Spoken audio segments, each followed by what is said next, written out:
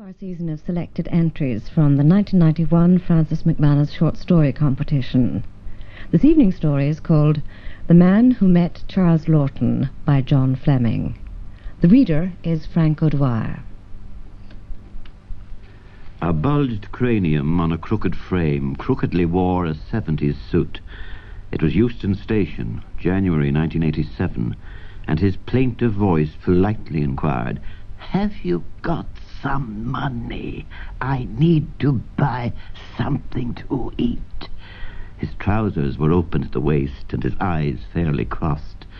The diction was perfect and seemed to welcome me back to England with a sad and pathetic personification of urban extreme and its underdog. I gave him my useless leftover Irish coinage, and he said, "That's all right, and if you have any more Irish change that you don't want, I'll take it."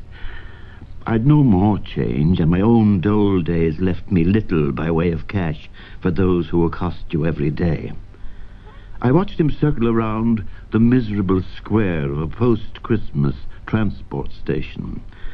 He mingled with the crow humans who supped from a discarded cup of cardboard tea. A lucky day. It's a bastard arriving in London on a Sunday morning when the tube hasn't yet started and your tired hands rub your hot, aching eyes and your sandwich indigestion makes you feel guiltier still. And bingo, baby, bingo, they're starting the escalator. Down you go, down, down, into Dante's disco and the depths of hell. When I purchase my South London ticket, I'll throw you some change if I can find you. Queuing up, I feel this beggar to be an unusual human passport to a scarcely hidden world. He was a down-and-out diplomat. Months later, I would hate everyone in Camden, high and low, when I felt disturbed by the early spring evening sight of a wino tip over the wheelchair of a no-legged colleague. The no-legged colleague reclined in his chair outside a closed Camden market, and he was tipped out on his arse. And it's all so grey, and people are bastards, and so am I. And I later strolled over the chalk farm grass and saw a model posing for an ad photographer on the top of the hill. And then I nearly saw her changing back into her ordinary clothes. I paid for my one-way ticket, and I saw the young Charles Laughton again, going from one queuer to the next to ask, "Have you got some money? I need to buy something to eat." And people simply ignored him, as they ignored each other. All except for one man at the auto ticket machines, who herded his two daughters closer to their mother. For young Charles Laughton's trousers were open at the waist.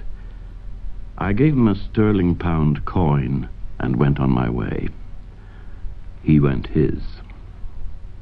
As I lay on the floorboards of an overcrowded flat, I wiped my chip-greasy hands on the comfortable couch, and as I tried to sleep, his face came back to haunt me. It was brilliant and yet so pathetic. Days later, I drew a bad cartoon with the caption, "Escaped Patient Scenario."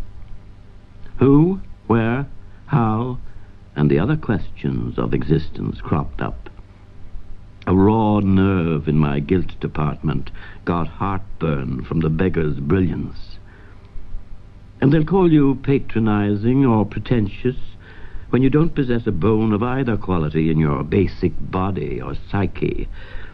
They'll label your unsure humanitarianism with the big and bold letters of liberal and homophile. I feared the sober descent into hell, down and out and drunk. But down and out and about, and sad and rugged, and lonely and hungry, and always asking with that killing kind voice, "I need to buy something to eat." May your misshapen head rest easy tonight, and I hope you didn't eat junk food. Victoria Station, 6 months later. The X-ray June sunshine shot through the navy granite, and I loosened my neckwear. A tensed platform waited for a carriage to a lunchtime green St. James's Park. An electronic indicator electronically indicated 1 more minute, and that's not necessarily 60 seconds, because they don't run in real time. A day-old tabloid blew to shield a discarded half-sandwich, and I saw a girl's hair signal the approach of my fare-dodged train. With the circles and the districts, you have to hit a button to open the doors yourself, and this can make you very self-conscious, as those already seated inside look up and out at you as you crawl on board. Then I saw the young Charles Laughton. He inquired as to the availability of possible food help from a platform person. No such luck, for charity was taking its trip. The doors shut behind me, and the young Charles Laughton recedes in the distance, wearing glasses and looking much, much better than when I'd seen him first. I was reassured, because the sight of anyone twice like that in London makes you feel familiar and good. I was reassured because the beggar was still alive and seeming not at all as ill as he had the first time.